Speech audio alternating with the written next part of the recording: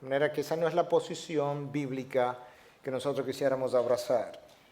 Nosotros pudiéramos hacer otra cosa, que también la hemos encontrado, esta otra posición dentro de la iglesia, es ignorar el problema, como si ignorando las cosas fueran a desaparecer. Y eso es lo que la iglesia muchas veces hizo también, como que ignoró esto, que estaba caminando, que estaba corriendo, y ya cuando vino a darse cuenta era muy tarde. Y ahí donde nosotros estamos, y es que lamentablemente muchos de nosotros no nos damos cuenta cómo ocurren los cambios.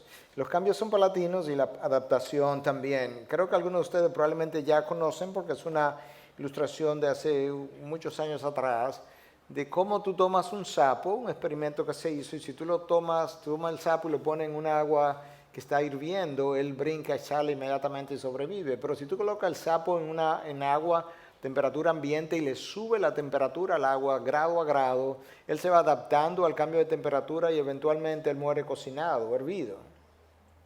La sociedad hoy en día ha venido hirviendo, se ha ido calentando todos los años o cada década, y nosotros estamos hirviendo con el agua y no nos estamos dando cuenta. Y parte de la razón es que ignoramos este y muchos otros problemas, como si no estuvieran ocurriendo, no supimos cómo lucharlo y no queríamos lucharlo porque esto cuesta esfuerzo y toma riesgo, riesgo es la palabra. Y finalmente nosotros podemos tener una posición bíblica balanceada de gracia y verdad. De manera que presenta la verdad, pero no divorciada de la gracia de Dios y la esperanza que podemos encontrar en Dios. Quizás lo primero que tenemos que hacer, hablando de confusión, es poder diferenciar algunos términos o poderlos entender. El primer término es homosexual. ¿Quién es? Es alguien que practica, vive, tiene relaciones con personas del mismo sexo. La palabra lesbianismo es una palabra nueva, de hecho fue acuñada probablemente como algo oficial a partir de los años 1980. Tenía que ver con una poeta griega de nombre Safo. Dice la historia que Safo fue dejada en la isla de Lesbos, 600 años antes de Cristo, con un grupo de mujeres. Y entonces ella escribió acerca del cuidado mutuo, personal de unas con otras, y eventualmente entonces desde ahí la derivación del nombre lesbiana o lesbianismo. La palabra gay en un diccionario secular de hace 30 o 40 años va a decir algo como esto: persona que está contenta. Era lo que la palabra gay significaba, pero eso ha ido cambiando y hoy en día es un sinónimo, sobre todo en la calle, para la persona homosexual. La persona heterosexual son personas como nosotros que tenemos atracción por el sexo opuesto, pero la terminología de la calle muchas veces es straight. Tú eres straight, straight es derecho, versus gay. Entonces eso nos va dando una idea de qué es una cosa o qué es otra. También se habla hoy en día de bisexual y eso también está como de moda, personas que tienen sexo con un mismo sexo y con el sexo opuesto y a veces incluso, como decíamos hace un rato, en tríos, que es otra de las cosas que se ha puesto de moda. Está el transexual, que es la persona que tiene deseo de ser del sexo opuesto. Incluso en ocasiones se quiere ponerse vestido del sexo opuesto, ese es su deseo. Y el transvesti, que ya es alguien que no solamente tiene el deseo, sino que le utiliza el vestido del sexo opuesto, imita su comportamiento y eso le da una cierta satisfacción emocional o sexual, y está la persona que se han hecho cambio de sexo. De manera interesante, la Universidad de Johns Hopkins hace un par de años atrás estaba recomendando al Departamento de Psiquiatría, al Departamento de Cirugía, que parara la cirugía de cambio de sexo por considerarla altamente patológicas. Johns Hopkins no es una universidad, un centro médico cristiano en lo más mínimo. Entonces, continuando con la aclaración de la confusión, qué es una cosa y qué es la otra, yo quisiera hablar de esta clasificación que hizo este autor, Mark Yarhouse, y él habló de que había atracción hacia el mismo sexo y hizo entonces una diferenciación, hizo dos grupos. En el primer grupo puso personas, o los nombró personas con orientación homosexual que pudiera ser temporal o persistente. Orientación, que no es la persona que tiene una práctica homosexual. Esa persona se siente atraído hacia los hombres, pero es algo que él no practica. Eso es algo que a veces ocurre a una edad temprana, en la adolescencia, a veces comenzando a los 12, 13, 14, 15 años. La persona que tiene una orientación y un deseo, pero no está tratando de definir finalmente qué va a hacer o no va a hacer. E incluso algunos de ellos pueden tener algunas prácticas temporales, yo conozco algunos de esos casos, por algunos meses intermitentes y jamás volver a tener algo similar y estar hoy casado. Conozco algunos con hijos y demás y ser personas morales dentro de la iglesia. O está la persona que tiene esa orientación persistente, pero que no entra en la práctica. Y finalmente el segundo grupo es la persona que se identifica abiertamente como gay. Y de ahí entonces los desfiles de orgullo gay y todo lo demás. Ya hay una identificación clara, pública, con esa otra orientación. Entonces eso nos da una idea de cómo ocurren estas cosas. Pero yo quiero, quizás, a manera de introducción, quise hacerlo hace unos minutos atrás, y me estaba pasando, ilustrar esto de la orientación sexual con un caso real de mi propia iglesia, que contaba antes de anoche a un grupo de pastores, un grupo pequeño que estuvo aquí reunido conversando con nosotros. Este joven tenía 13 años y sus padres me lo traen a consejería. La historia es que él baja a la heladería que estaba en el edificio donde sus padres o al lado, no recuerdo, vivían, pero muy cercana, y va a comprar un helado. En la heladería él conoce a un joven de 20 y pico de años, entra en conversación con él lo invita a un apartamento que está también cerca del área y lo introduce a una persona de más edad, de 35 años, y el joven de 20 años desaparece. Es una historia real de mi propia iglesia. En esa tarde, ese hombre de 35 años seduce al niño y tiene relaciones sexuales con él. Ahora está en consejería con esa historia. Yo quiero entender qué pasó. Yo le digo, fulano, explícame algo. Tú entras a una heladería, conoces a una persona por primera vez. Él te introduce a otra persona a quien tú nunca había visto. Y tú tienes relaciones sexuales con alguien completamente desconocido para ti. Y tú nunca habías tenido relaciones anteriormente. ¿Qué pasó? ¿Por qué lo hiciste? Y él me dice, con una forma más o menos inocente, me dice, él me hizo sentir que yo valía algo. Y yo lo miro y le digo, oye fulano, ¿tu papá, tu mamá nunca te hicieron sentir que tú valías algo? Me dice, no, ellos salen temprano a las 7 de la noche, a las 7 de la mañana y se aparecen 8 o 9 de la noche muchas veces y yo no valgo nada para ellos. Y él me hizo sentir bien. Es una alerta a los padres para ayudarle a entender que a veces nuestros hijos realmente no tienen tanto una orientación con el mismo sexo de manera funcional porque nacieron de esa manera. Ellos lo que tienen es una ausencia de cuidado en su hogar de parte de alguien, muchas veces de su mismo sexo. Y eso está descrito una y otra vez. Yo necesito una identificación, si soy hombre, con una figura masculina que se llama mi padre, que me sienta apoyado, me sienta afirmado, a quien yo quiera imitar en todas sus relaciones. Pero él tiene que estar ahí. Y si él no está ahí físicamente, o si él no está ahí emocionalmente, yo voy a tener consecuencias de eso. Y eso nos da a nosotros una idea de cómo comienzan muchas de estas cosas. ¿Qué está ocurriendo hoy en día? Bueno, esto viene de atrás también. En el año 1989, estos autores, Marshall Kirk y Hunter Madsen, 1987 y luego 1989, hicieron esta propuesta como una manera de promover la agenda homosexual. Los homosexuales y lesbianas deben hablar tan vocíferamente como les sea posible. Si hay algo que la historia ha enseñado es que si tú hablas de algo continuamente, eso de lo que tú hablas lucirá normal en poco tiempo. No importa lo que sea. Eso puede ser comida, como puede ser sexualidad, como puede ser este otro problema. Los homosexuales deben presentarse como víctimas y no como personas agresivas. De modo, aún en la comunidad heterosexual, nadie quiere quiere tomar responsabilidad por su conducta, porque yo soy una víctima en necesidad de ayuda. Cuando yo digo que está de moda en la comunidad aún heterosexual, quiero decir que la idea de que yo soy una víctima es algo de nuestra generación. Hace unos años atrás, una mujer estaba manejando en esta nación y la paró un carro de policía, estaba embriagada. Y entonces el odímetro determinó que ella tenía un nivel de alcohol más alto de lo legal. Y eventualmente fue a la corte a pagar una multa. Ella declaró que ella no era culpable y la excusa fue que ella estaba sufriendo de síndrome premenstrual y el juez la declaró no culpable.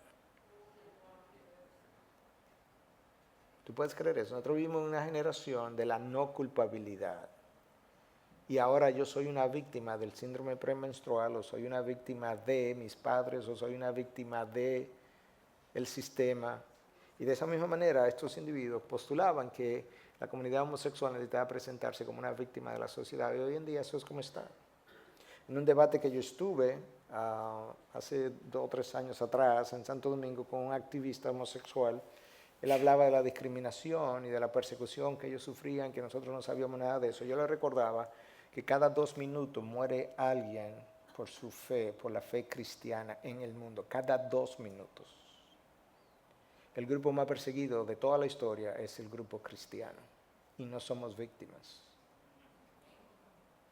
De manera que esa historia de que nosotros somos perseguidos y somos las víctimas y nadie nos entiende, no hay un grupo más perseguido que nosotros. Si hay alguien que puede hablar de persecución, somos nosotros. Y no estamos hablando de persecución todo el tiempo. Es parte de la vida, es parte de vivir en un mundo caído y es parte de algo que no es bíblico. Para ellos ni para nosotros. De manera que eso es importante que yo lo conozca.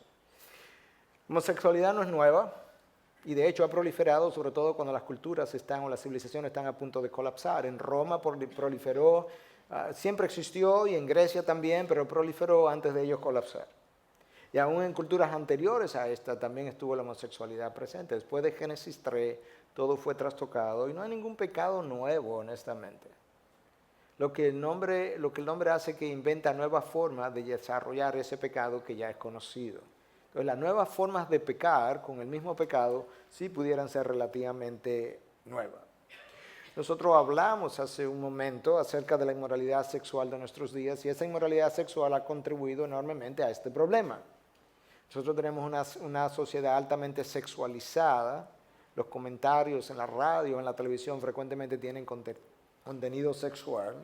Los medios de comunicación hoy en día tienen una influencia extraordinaria y el mundo está tan globalizado que esto mismo que nosotros estamos haciendo en esta mañana pudiera estar siendo transmitido a los 5 continentes, literalmente, y de esa misma manera la inmoralidad de una sociedad puede ser propagada de una manera fácil y a través de todo el globo terráqueo.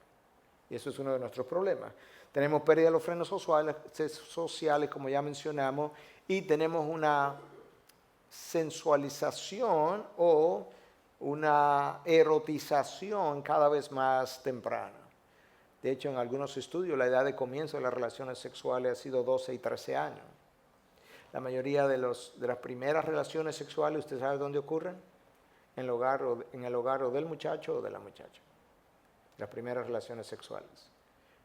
Ustedes, padres, tienen que estar alerta y saber qué está pasando en su hogar, porque ese es frecuentemente el lugar donde las primeras relaciones sexuales ocurren. Conozco a una persona en mi iglesia, debe tener cerca de mi edad, pertenece a mi generación, me acordaba de cómo ella fue relativamente violada, aunque ella misma admite en consejería que cuando pasó ella más o menos lo quería, en la cama de sus padres cuando tenía 14 años, un día cuando sus padres no estaban.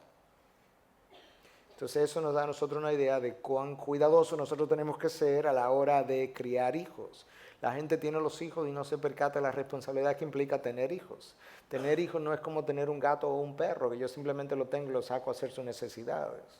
Requiere mucho más inversión que eso.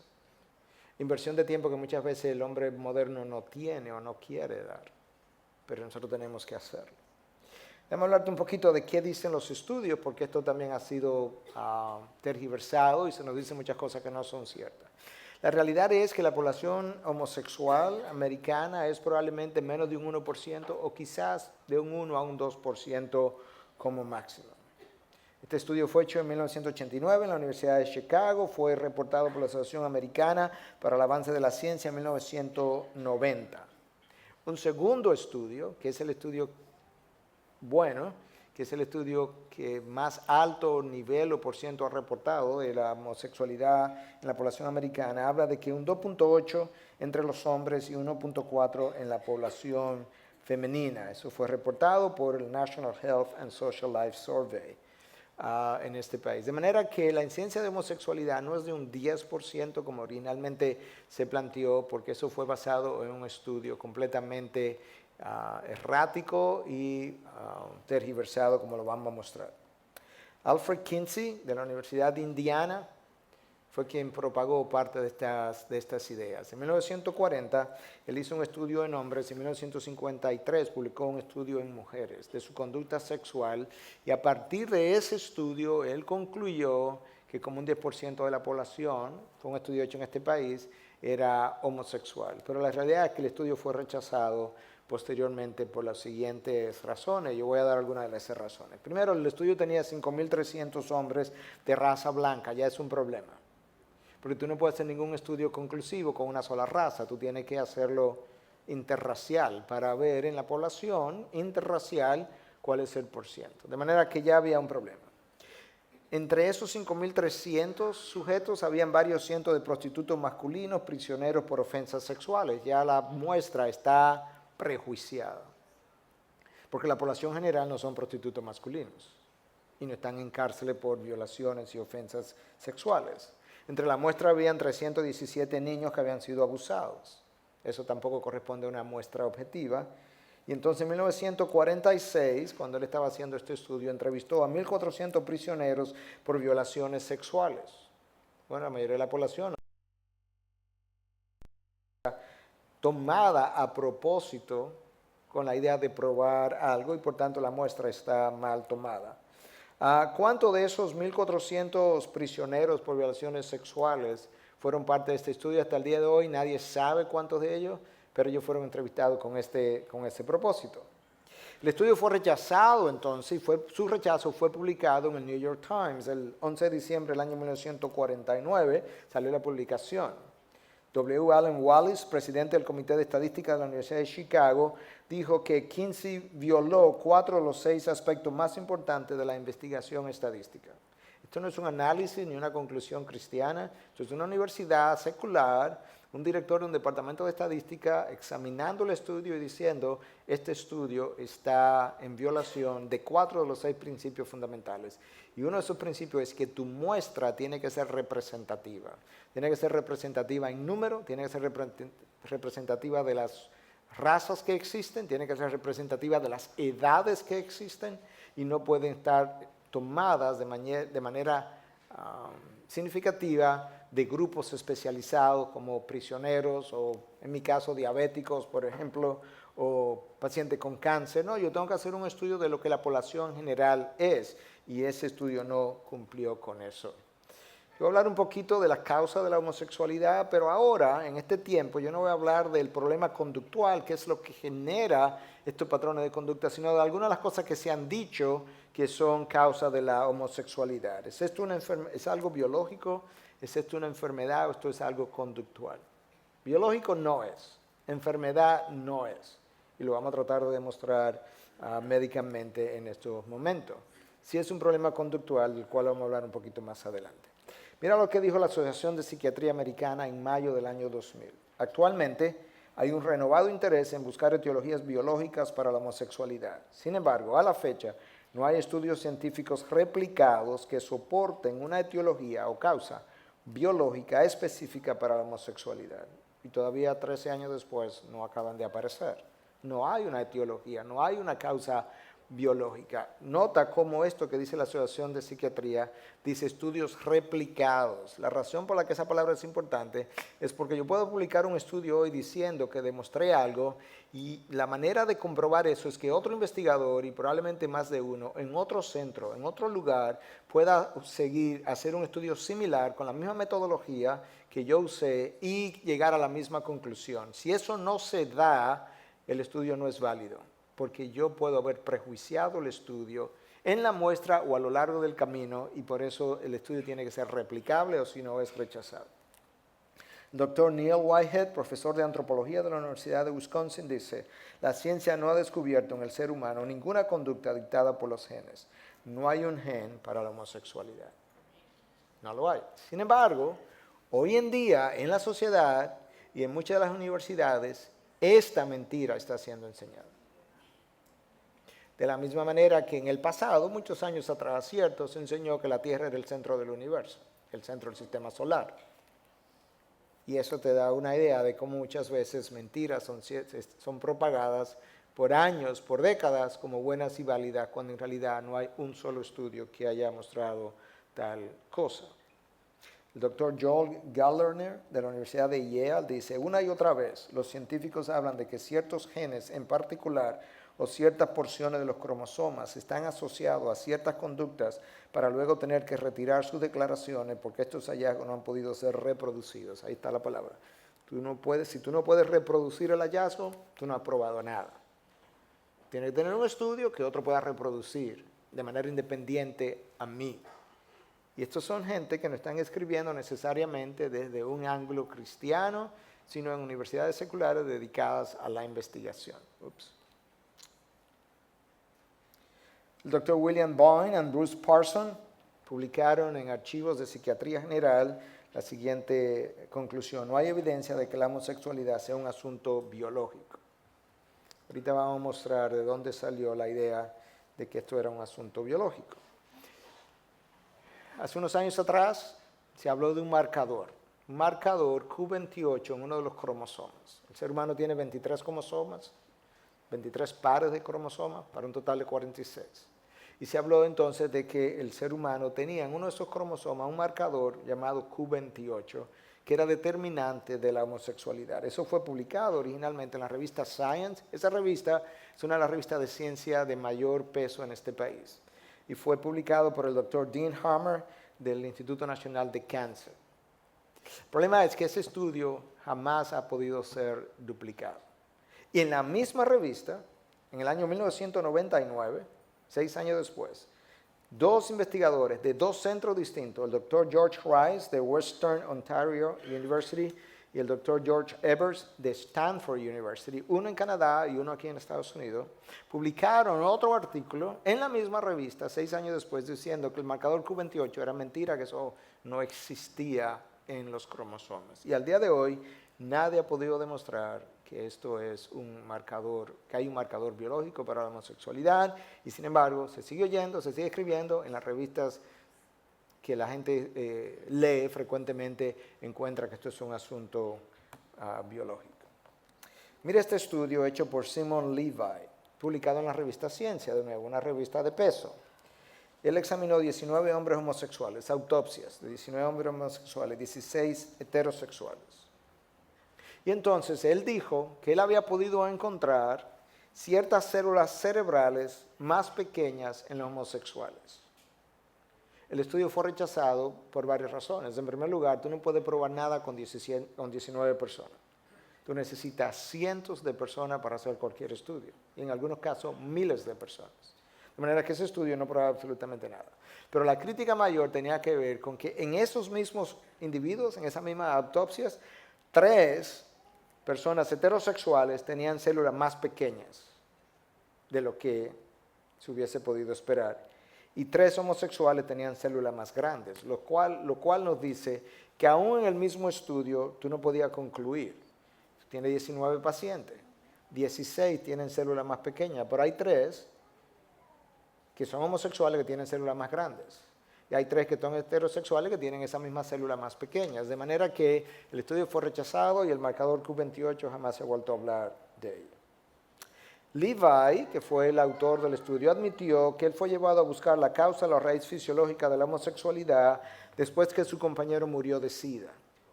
Él incluso admitió que si no encontraba una causa genética para la homosexualidad, que él podía dejar la ciencia. Eso lo publicó la revista Newsweek, página 24, febrero 24 de 1992, página 46. Tú tienes una admisión de la persona, del investigador principal, de un estudio fallido acerca de cuándo él comenzó a estudiar esto, tratar de buscar esta causa. Y eso es importante, que nosotros podamos entender. porque muchas veces nosotros encontramos cosas que nosotros queremos buscar, o no encontramos cosas que nosotros no queremos encontrar. De manera que estas cosas son vitales, conocerlas. Ok, ¿es la homosexualidad genética, sí o no? Bueno, ya hemos venido viendo lo que diferentes investigadores han ido diciendo y han ido probando. Algunos dicen, ¿por qué no? Yo así nací. Así fue que yo nací.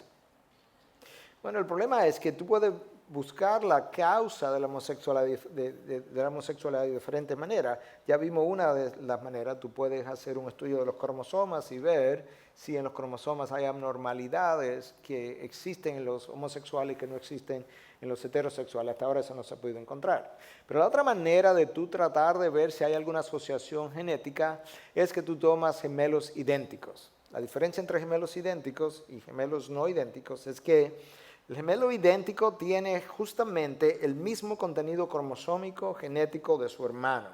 Es un espermatozoide y un óvulo que se juntan, forman un solo gameto, como le llamamos, y por un proceso que ahora no puedo entrar porque es algo genético y un poquito complicado de explicar, pero ese solo óvulo se divide en dos y resulta exactamente dos personas idénticas. El contenido genético de uno y del otro ha venido de un solo cromosoma y de un solo óvulo. Ese no es el caso cuando tú tienes gemelos no idénticos. Gemelos no idénticos resultan de una mujer que ovuló al mismo tiempo por diferentes razones, dos óvulos, o tres, o cuatro. Y cada uno de esos óvulos fue fecundado por un espermatozoide distinto. Porque en el semen hay 30 a 60 millones de espermatozoides. Y entonces 2 o 3 o 4 espermatozoides distintos fueron y fecundaron esos 2 óvulos o 3 o 4, de manera que esos 2 o 3 o 4 pueden estar en un mismo vientre, pero ellos son hermanos como 2 hermanos que nacieron con 10 años de diferencia uno del otro. En gemelos idénticos ellos tienen el mismo contenido genético. Si esto es genético, entonces lo que un hermano tiene, el otro debe tenerlo.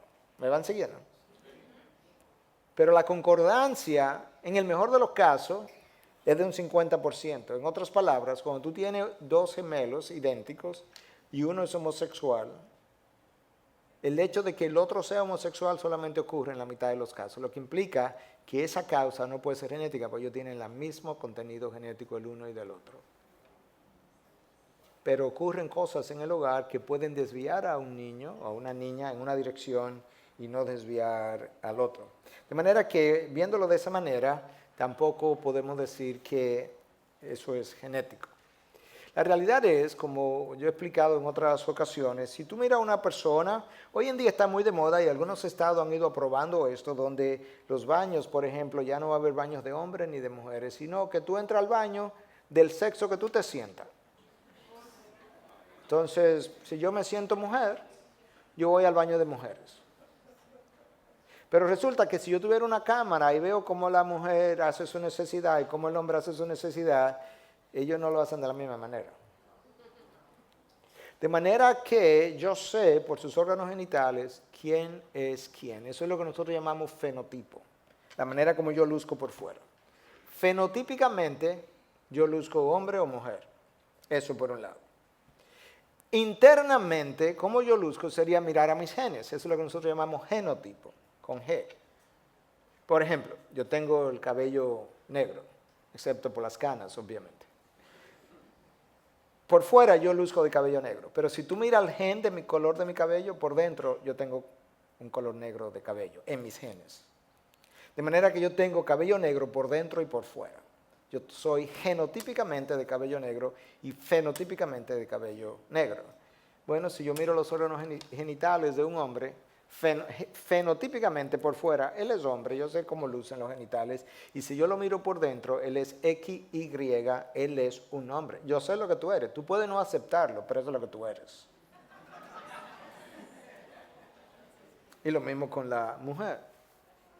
Nosotros sabemos que esto no es natural, lo sabemos de diferentes maneras. Imaginémonos relaciones homosexuales, ¿cómo se reproduciría la raza?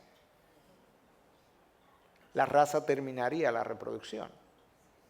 En un debate en una ocasión yo puntualizaba esto a esta persona activista homosexual Él me decía, bueno, ya nosotros aprendimos cómo tener hijos, como usted conoce cómo se hace hoy en día, ¿verdad? Por adopción o comprando un vientre o rentando un vientre de una mujer. Y él decía, el problema es que para tener hijos tienes que cogerle prestado al diseño original. No lo puede hacer por diseño de otra manera. Esto no es normal, nosotros lo sabemos porque cuando tú tienes a dos personas del mismo sexo, pensemos en dos hombres, pero digo igual con la mujer, pero vamos a hablar de dos hombres. ¿Cuál es su órgano receptor de este otro hombre? El órgano receptor que es usado es un órgano de defecación, es un órgano altamente contaminado, es un órgano con fibra que están hechas para funcionar hacia afuera, porque es un órgano de excreción, no para funcionar hacia adentro, y por tanto es un órgano, el ano, que frecuentemente se lacera en esas relaciones, y el 25% de los homosexuales terminan con incontinencia anal, porque no está hecho para eso. La razón por la que se lacera es porque el número de células que lo cubre, el epitelio, es sumamente fino, es solamente una capa de células que lo cubre, pero el número de células y el epitelio que cubre la vagina son múltiples capas estratificadas de células, sumamente resistente a la fricción, porque para eso fue diseñado. De manera que nosotros sabemos por diseño, esto tiene consecuencias médicas, porque es contra natura. Y yo tengo que observar las consecuencias de aquello que no funciona de manera normal. Tú puedes decir, bueno, pero funciona para la sexualidad, pero es anormal. Tú puedes coger un martillo y flojar una tuerca, martillazo, pero la va a dañar. O tú puedes coger un alicate y clavar un clavo en la pared, pero probablemente se tuerza el clavo, porque no está hecho para eso. O sea, diseño es importante. Y de ahí que cuando se habla, por ejemplo, de argumento en favor de la existencia de Dios, se habla del argumento de diseño, teleológico. Teleo es propósito, fin. En otras palabras, el diseño, cada cosa diseñada, cada cosa que aparece en la creación, tiene un propósito específico para el cual Dios lo creó. Para que podamos verlo, antes de llegar al cuerpo humano, si tú miras la luna está a una distancia de la Tierra que no es arbitraria. Si tú acercas la luna, poco, menos de 1 o 2% de su distancia a la Tierra, no pudiéramos vivir porque las mareas cubrirían el globo terráqueo de agua. La luna está justamente en el lugar donde está para que la Tierra tenga un ángulo de 23 grados de inclinación que permite la primavera, verano, otoño, invierno, donde nosotros podamos vivir con un clima más o menos moderado. Pero si tú le quitas la luna a la Tierra tendría un eje continuamente moviente, como le ocurre a Venus, por ejemplo, y nosotros no pudiéramos vivir en el planeta Tierra. La luna está ahí, no es para que los novios se enamoren, sino para que ejerza su función. Y si los novios se quieren enamorar, y eso es otra cosa. Pero Dios la puso ahí con una función en particular que tiene que ver con nuestra sobrevivencia, literalmente. Lo mismo con Júpiter como planeta gigante, enorme, muerto. ¿Para qué existe? Bueno, Júpiter tiene una masa tan extraordinaria que atrae hacia sí la mayoría de los meteoritos que vienen en nuestra dirección. Es el filtro del planeta Tierra. De esa misma manera, en el cuerpo humano hay un diseño que corresponde a un diseñador, y ese diseño va hasta la vagina, va hasta el ano, los órganos sexuales, su reproducción, cómo se une el óvulo y espermatozoide y así sucesivamente. Entonces ya yo hablé un poquito de cómo este diseño fue hecho. Cuando tú miras Génesis 1 y 2, no hay duda de que Dios creó al hombre y creó a la mujer. Creó dos sexos, el uno para el otro, y luego le dijo crecer y multiplicados. Imagínate cómo Dios hubiese dado ese mandato para dos hombres. ¿Cómo podría Dios dar ese mandato para dos mujeres? No pudiera ser. De manera que el mismo mandato en la creación nos habla de un diseño que fue preparado para cumplir el mandato. Vamos a hablar un poquito de mitos y realidades, porque parte de lo que queremos hacer en esta hora es poder aclarar algunas confusiones que existen. La homosexualidad es un estilo de vida alternativo. Bueno, quizá para la mente secular es un estilo de vida alternativo, pero la palabra de Dios no lo cataloga como estilo de vida alternativo, lo cataloga simplemente como un pecado. Ahora, probablemente hablemos de eso un poco más adelante. lamentablemente en los círculos homofóbicos hemos hecho de la homosexualidad el pecado imperdonable. Y no es el pecado imperdonable. Yo estuve hace poco en esta situación. Yo llegué a una funeraria a consolar a una oveja de nuestra iglesia. Se le había muerto un hermano, él no era miembro de la iglesia, no tenía una buena relación con esta hermana tampoco, pero yo no conocía nada del trasfondo. Yo fui simplemente, hasta donde yo sabía, le iban a hacer una misa y todo eso, eran de trasfondo católico. Y yo fui simplemente a darle el pésame, como decimos en buen dominicano, como a las 10 de la mañana, y al rato yo estar ahí, ella se me acerca, el papá del que había muerto y de esta oveja de la iglesia era médico y me conocía, aunque yo honestamente no lo conocía personalmente. Y entonces él me manda a decir que él no quiere que el sacerdote católico diga nada ni haga ninguna misa, que él quiere que yo diga algunas palabras. Ok, yo me acerco entonces a la oveja de nuestra iglesia y digo, fulana, dime algo de tu hermano porque yo quiero saber qué voy a decir aquí. Entonces le digo, ¿él era creyente? Y me dice, no, para nada. Ok. ¿Qué más tú me puedes decir? Ah, bueno, pastor, yo no sé si usted sabe, pero él era homosexual. Que ahora estoy en una funeraria a la cual yo no fui a predicar.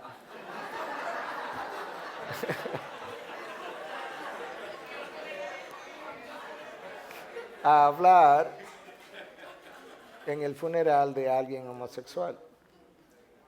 Yo dije, bueno, ok, está bien. Yo decidí, abrí el libro de Eclesiastés, que yo iba a hablar del propósito de la vida, el significado de la vida, y cómo gente que no tiene propósito, que no tiene significado, que no siente que la vida tiene valor, cómo trata de encontrar significado, propósito y valor en su vida de diferentes maneras. Y hablé de que algunos se van por el área de la academia y hacen un nombre para sí mismos, otros se van por el área de hacer dinero, otros se van por el área de diferentes cosas, y otros se van por el área del placer, para ir conectando con... Entonces digo, fulano, él estaba atrás del cadáver, yo no lo conocí. Pero cuando yo estaba ahí esperando, comenzaron a llegar sus amigos y yo sabía con qué grupo yo estaba, con qué grupo tenía de frente. Decía, pero fulano, a quien yo no conocí, necesitaba exactamente lo mismo que yo necesito para entrar al reino de los cielos. Es arrepentimiento y de un Salvador. Entonces ahí yo encontré el punto de conexión, de que realmente este es un pecado, pero este no es el pecado imperdonable. Y este pecado puede tener redención a través de la misma manera que yo puedo tener redención. Y yo necesito conocer eso. Bueno, Levítico 18:22 dice, no te acostarás con varón como los que se acuestan con mujer, es una abominación. Dios ha revelado eso. Ahora, yo creo que usted entiende que este no es el versículo en que usted va a comenzar a hablarle a una persona que está en este estilo de vida. Nosotros tenemos que ser sensibles como Cristo fue sensible. Cristo no llega al pozo y cuando se encuentra con la mujer samaritana dice, ajá, así te quería encontrar. Tú que tienes 5 mujeres, tú que has tenido 5 maridos y el que tiene no es tu marido. No, él no comienza. Él comienza con una conversación común y corriente. Y luego cuando la mujer le dice que no tiene marido, él no le dice, mira, mentirosa, tú has tenido... No. Él le dice, bien has dicho, tú has hablado verdad, porque tú has tenido 5 y el que tiene no es tu marido. Gracia y verdad. Nosotros tenemos que hacer eso. Incluso tenemos que tratarlos con mucho respeto. Ellos tienen la imagen de Dios en ellos. Cada ser humano es portador de la imagen de Dios. De manera que ellos necesitan ser respetados. Yo necesito hablar con respeto. En ocasiones, en alguno de estas charlas y demás, se hacen algunos chistes que no son de buen tono, de buen ánimo. Este es uno de ellos, y yo no lo estoy haciendo como chiste, yo lo estoy haciendo como algo que no debiera hacerse, pero como ilustración de lo que no debe un cristiano incurrir. Cuando Dios creó a Adán y Eva, cuando Dios creó a Adam and Eve, Adán y Eva, not Adam and Steve. Y entonces muchas veces, eso no es un relajo, porque eso no es de buen gusto. Y eso no es sensible. Y eso no me va a ganar un puente con ellos. Sigamos. Un mito, la homosexualidad es genética. No existe ni un solo estudio. Nosotros sabemos, mira lo que dice el libro del Génesis 1:27 y 28. Creó pues Dios al hombre a imagen y semejanza. a imagen suya, a imagen de Dios lo creó, varón y hembra los creó. Y los bendijo Dios y les dijo, sed fecundos y multiplicados, y llenad la tierra y sojuzgarla, ejerced dominio sobre los peces del mar, sobre las aves del cielo, y sobre todo ser viviente que se mueve sobre la tierra. Varón y hembra los creó. Ahora hay estos sexos intermedios, como que no sabemos si es varón ni hembra. Y ahora en muchos estados aquí se está tratando de promover y pasar leyes que a los niños que dejarlo que vayan a los colegios vestidos con la ropa que ellos quieran, según ellos se sientan. Yo no sé por qué entonces a esos niños no les permitamos que entren al curso que ellos quieran entrar. Si yo me siento que estoy preparado para estar en cuarto de bachillerato, aunque no he pasado por séptimo, debieran dejarme entrar también. Porque así que yo siento. ¿Desde cuándo las emociones y sentimientos se han dejado que tomen las decisiones? Ni de los niños ni de los adultos. Ya yo aludí a esto, la homosexualidad no es el peor pecado. Es un pecado de inmoralidad, pero es un pecado con perdón y redención posible. Mira lo que dice 1 Juan 1:9, si confesamos nuestros pecados, excepto la homosexualidad, claro que no. Él es fiel y justo para perdonarnos los pecados y para limpiarnos de toda maldad, No importa si es heterosexual u homosexual. Él es fiel y justo para hacer esto. La realidad es que usted puede creer que Jesús murió por hombres y mujeres homosexuales y heterosexuales.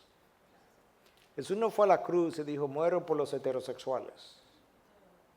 Cuando Él murió allí, Él murió por el heterosexual y el homosexual que Él estaría llamando en el día de mañana.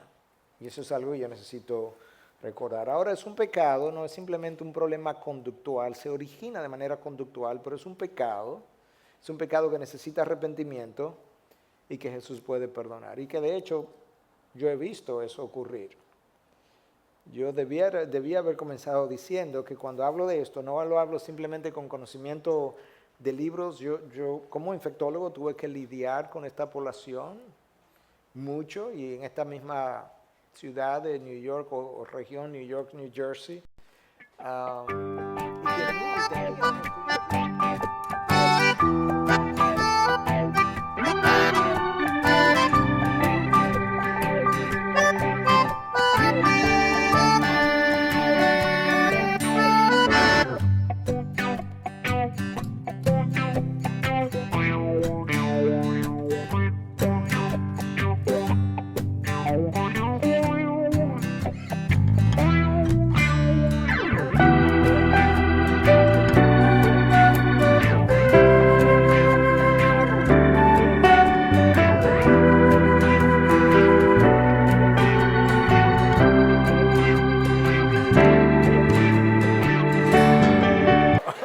A otros no le pasan, dice. Y yo prediqué la palabra en un púlpito católico. ¿Usted se atrevería a predicar la palabra en un púlpito católico? Es el enfermo que necesita el médico. Bueno, son oportunidades que Dios nos brinda para poder hacer esas cosas. Proverbios 28:13, el que encubre su pecado no prosperará, mas el que los confiesa y los abandona, yo mencioné esto, ya los hallará misericordia. Todo pecado, uno u otro. Pero recuerde que a la gente, en inglés lo dicen de esta manera y luego lo traduzco, people don't care how much you know until they know how much you care. A la gente no le importa cuánto tú sabes hasta que ellos no sepan cuánto ellos te importan a ti. De manera que declararle a la gente verdad y darle por la cabeza con el cubo del agua, con la verdad, no es lo que la gente quiere necesariamente saber. Ellos tienen que saber primero que ellos te importan. Y después que ellos te importen, que ellos sepan que ellos te importan, ellos van a estar dispuestos a escucharte. Pero no hasta ese entonces. La mujer samaritana, de alguna manera, se percató que ella le importaba a Cristo. Y ahora ella estaba dispuesta a escucharla. Y nosotros necesitamos ser así de sensibles, pero no podemos esconder la verdad tampoco. Este es otro mito, es imposible dejar de ser homosexual. Y la realidad es que el cambio es posible. La palabra lo atestigua, y luego yo voy a mencionar algo reciente que el mismo John Piper citó en uno de sus tweets recientemente. Mira lo que dice Pablo a los Corintios en 1 Corintios 6, 9 al 11. ¿O no sabéis que los injustos no heredarán el reino de Dios? No os dejéis engañar, ni los inmorales, ni los idólatras, ni los adúlteros, ni los afeminados, ni los homosexuales, ni los ladrones, ni los avaros, ni los borrachos, ni los amadores, ni los estafadores heredarán el reino de Dios. Escucha el versículo 11. Y esto erais algunos de vosotros. Pero fuisteis lavados, fuisteis santificados, pero fuisteis justificados en el nombre del Señor Jesucristo y en el Espíritu de nuestro Dios. ¿Quiénes fueron lavados y santificados? Algunos inmorales, algunos idólatras, algunos adúlteros, algunos afeminados, algunos homosexuales, algunos ladrones, algunos avaros, y algunos borrachos, algunos difamadores y algunos estafadores. Lo interesante es que a ellos lo pusieron en el mismo grupo con todos los demás. Pablo nos dice, o Dios a través de Pablo, que aquí hay un grupo de idólatras y ladrones y avaros, y luego habla de un grupo distinto. Donde están los adúlteros, ahí están los homosexuales.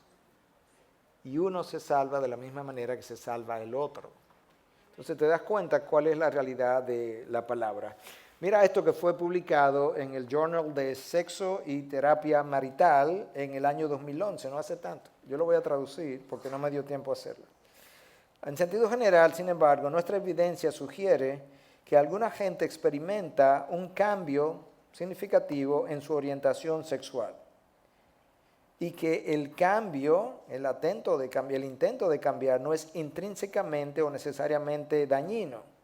Nosotros no creemos los reportes de cambio que pueden ser resumidos como eliminados, como que no valen la pena. El reporte continúa. La Universidad de North Carolina hizo un estudio longitudinal de adolescentes que entrevistó o estudió 10,000 teenagers o adolescentes. Y encontró que la vasta mayoría de los adolescentes de 16 años que reportaron una orientación o una atracción sexual hacia el mismo sexo, reportó una orientación exclusiva hacia el sexo opuesto un año más tarde. Debido a esto, estos estudios produjeron resultados no esperados y estudios similares fueron prontamente replicados en todo el mundo occidental. Los resultados fueron casi idénticos, con poblaciones o muestras basadas y que ahora, en cómo se basaron estas muestras y que ahora alcanzan cientos de miles. Dicho de otra manera, cientos de miles de personas estudiadas. Un estudio longitudinal es un estudio que se hace a lo largo, observando las mismas personas con relación a las mismas características, versus observar diferentes razas, diferentes edades. No, cogemos un grupo, 10,000 adolescentes, le damos seguimiento por 20 años y vemos qué pasa. En ese grupo, un grupo significativo de ellos, que a la edad de 16 años estaban diciendo que tenían una orientación por el mismo sexo, un año después habían cambiado su orientación y de manera exclusiva tenían una orientación heterosexual. Lo cual es importante porque hoy en día se habla incluso, New Jersey es uno de esos estados que está tratando de empujar legislaciones para que los niños que tengan y adolescentes orientaciones hacia el mismo sexo no se le pueda o se les prohíba a sus padres llevarlo a consejería por esa orientación, sino que se acepte la orientación que ellos favorezcan. Porque es dañino tratarle de cambiar su orientación. Estas legislaciones vienen de camino. La pregunta es, ¿quién está batallando eso? Porque si la iglesia no lo batalla, va a pasar y luego vamos a decir, y es muy tarde. Continúo acerca del mismo reporte. Nicholas Cummins, primer presidente o presidente anterior de la Asociación de Psicología Americana, escribe que el contender que la atracción del mismo sexo es algo incambiable es una distorsión de la realidad. Como psicólogo cabeza del grupo Kaiser en San Francisco, Cummins supervisó cientos de pacientes que fueron exitosos en cambiar su orientación sexual. Cummins fue selectivo en recomendar terapia para cambiar, solamente a aquellos que estaban altamente motivados para cambiar y que y que tenían una alta probabilidad, que fueron evaluados como tener una alta probabilidad de éxito. En otras palabras, eso no es contrario a lo que la palabra dice. Si yo no tengo motivación para arrepentirme, yo no me voy a arrepentir, eso no va a tener éxito. En este caso, este investigador decidió trabajar con terapia para cambiar la orientación sexual en aquellos que estaban altamente motivados. Por eso es verdad en la palabra de Dios. Si yo tengo un pecado de cualquier tipo y yo no estoy motivado a cambiar, nadie me va a poder cambiar, porque el arrepentimiento tiene que ver con mi deseo para cambiar. Dentro de mitos y realidades, pues estamos hablando de confusión y cosas que queremos aclarar, generalidades y confusión. ¿Puede un creyente practicar la homosexualidad? Bueno, un ex homosexual que se haya convertido pudiera caer en la práctica, no permanentemente, pero pudiera tener recaídas. De la misma manera que un drogadicto se convierte y en alguna ocasión quizás tiene una o dos caídas después. No sé si 2 o 3, pero ocurre. O alguien que dejó el cigarrillo, o alguien que era alcohólico, o alguien que estaba adicto a la pornografía. Estas cosas ocurren porque son parte de nuestra naturaleza carnal. Y esa naturaleza carnal tiende a pecar, pues tiende a pecar de la misma manera que pecó en la anterioridad. Una persona habladora se convierte, puede ser que vuelva y mienta otra vez.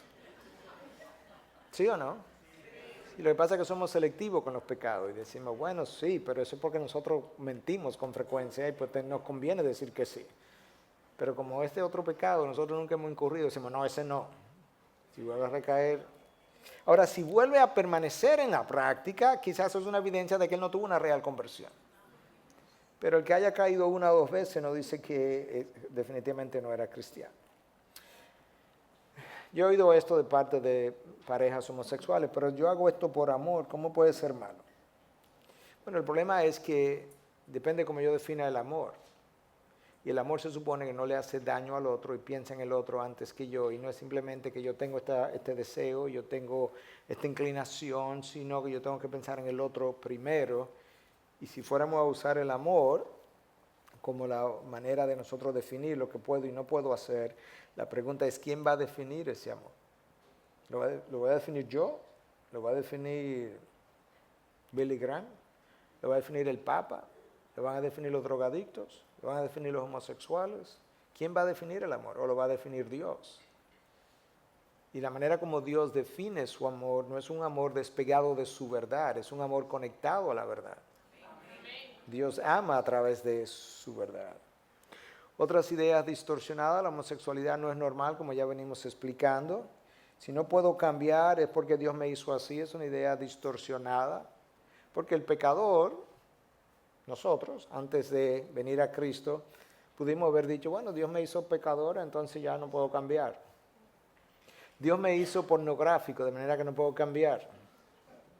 Dios me hizo hablador, de manera que no puedo cambiar. De hecho, mira, el Salmo 139 dice que en el vientre me entretejió Jesús y cuando yo salía yo era hablador y pecaminoso, de manera que Él me hizo así. No, Él me hizo como Adán. Cuando Adán pecó, Adán y Eva me hicieron así, en su caída. Lo correcto es vivir conforme a mis deseos naturales. Dicen algunos, dicen muchos. Bueno, pues si es así, hay gente que le gusta matar, gente que le gusta usar drogas. Debiéramos entonces aprobar eso, porque ese es mi deseo natural. En una ocasión, no recuerdo cuál fue el sacerdote jesuita que estuvo en un debate con un ateo, estoy tratando de recordar los nombres, no creo que fue con David Hume, creo que fue otro, pero el punto es que ellos estuvieron en el debate y entonces el sacerdote jesuita le está preguntando a este ateo que basado en qué él tomaría las decisiones. Basado en qué parámetros él tomaría decisiones como malo o bueno. Y el ateo decía, en sentimientos, ¿qué más?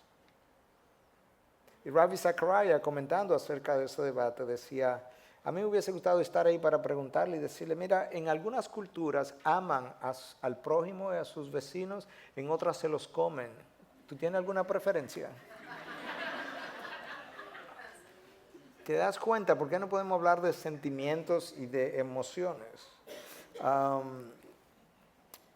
Otras veces se ha dicho que en Cristo no hay varón ni mujer, dice la comunidad homosexual. No hay varón ni mujer, sí, pero Cristo no está hablando de sexualidad cuando dijo eso. Está hablando de igualdad, dignidad de la vida, dignidad de la imagen de Dios en el uno y en el otro. De eso que le está hablando, precisamente por la manera irrespetuosa como se trataba a la mujer en la época en que estas cosas se escribieron y como hoy se sigue haciendo. Gálatas 3:28, no hay judío ni griego, no hay esclavo ni libre, no hay hombre ni mujer, porque todos sois unos en Cristo. Sí, pero eso no es con relación a las relaciones sexuales. Eso es con relación a nuestra igualdad, de nuevo, ante Cristo, en Cristo, y la dignidad que cada uno de nosotros tiene. Mira esta definición del amor, ya que estamos hablando precisamente de que es basado en amor que yo estoy teniendo esta relación homosexual, dicen algunos, pero mira cómo Dios describe el amor. El amor es paciente, es bondadoso, no tiene envidia, no es actancioso, no es arrogante, no se porta indecorosamente, no busca lo suyo, no busca su placer, no busca su satisfacción. No se irrita, no toma en cuenta el mal recibido, no se regocija en la injusticia, sino que se alegra con la verdad. Todo lo sufre, todo lo cree, todo lo espera, todo lo soporta. Esas no son definiciones emocionales o sentimentales del amor, son definiciones objetivas basadas en la palabra de Dios, y de esa misma manera tenemos que juzgar todas las relaciones, homosexuales y heterosexuales. De hecho, esa misma definición de amor, si la aplicamos a muchos matrimonios heterosexuales, tampoco existe. En muchos matrimonios heterosexuales, el hombre quiere lo que quiere y la mujer quiere lo que quiere. Y hacen demandas conforme a lo que cada uno de ellos quiere y no conforme a la necesidad del otro. Entonces, esa es la razón por la que no podemos dejar el amor para ser definido en términos emocionales, porque Dios no nos dejó el amor para ser definido de esa manera. Dios no nos dejó a la deriva, sin un ancla donde nosotros podamos estabilizar nuestro curso, sino que nos dio una palabra para que nos sirva de ancla, donde yo pueda pararme y saber qué tengo, qué no tengo, qué defino, qué no creo, qué creo. Y de ahí entonces que a la hora de definir el amor tenemos que verlo de esa manera. Me voy a detener ahí porque tenía más o menos una hora, y yo creo que estamos justo llegando a la hora para esta parte de la charla. Y eso es lo que queríamos hacer. Queríamos dar algunas generalidades médicas, ver algunas cosas que se han dicho de la genética, ver algunas cosas que pudieran aclarar ciertas confusiones, para entonces en la tarde poder tener un par de otras secciones que nos ayuden a entender todo esto que tenemos con relación a la homosexualidad. Pastor, voy a detenerme y usted nos dirá que continúa a partir de aquí.